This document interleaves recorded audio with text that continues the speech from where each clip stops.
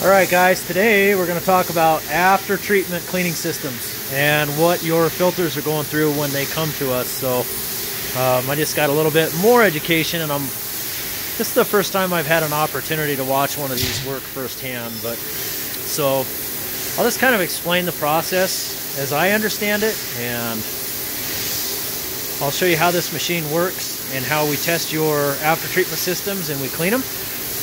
And so I'll just start with the process of we identify what your part number is of your filter. And so we get an idea here what is in the red, the orange, and the green range. The goal is always to get them to the green range, okay? So what they do is they put them on this trap test machine. And so what that trap tester does is it identifies on the spectrum where that machine,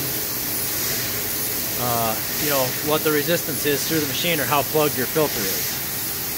And so that will tell us how bad it is, and then what they'll do is they'll put it in here.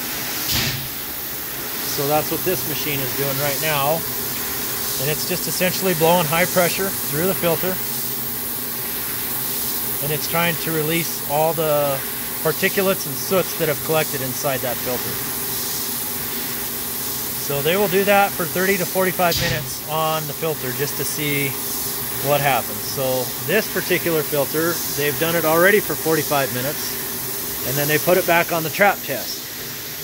Unfortunately for that filter, trap test has failed. So he is running it through the cleaning machine one more time, and then he's going to trap test it again. If it fails the trap test the second time, then he's going to put it in the cooker. And so this is basically just a kiln, much like what you would see for, like your pottery or ceramics and stuff like that. And this one, I believe, gets up to a couple thousand degrees. And hopefully it will release a lot of that stuff that is caked in there and preventing your filter from achieving the goal of getting into the green zone, so to speak.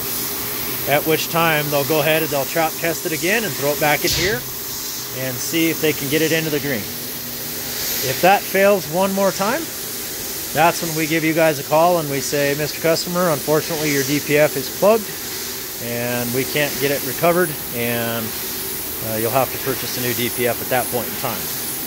So just wanted to give you guys a little bit of the process. I'm sure I'm missing some details in here, and I'm sure some people will point them out, but just remember, I'm a dumb sales guy. But this is kind of an interesting thing for me to watch and learn about. And so anyways, if you have any questions, make sure you take them into your local Rush dealer. Keep those things clean and make sure you're taking good care of your DPF system. Have a good day.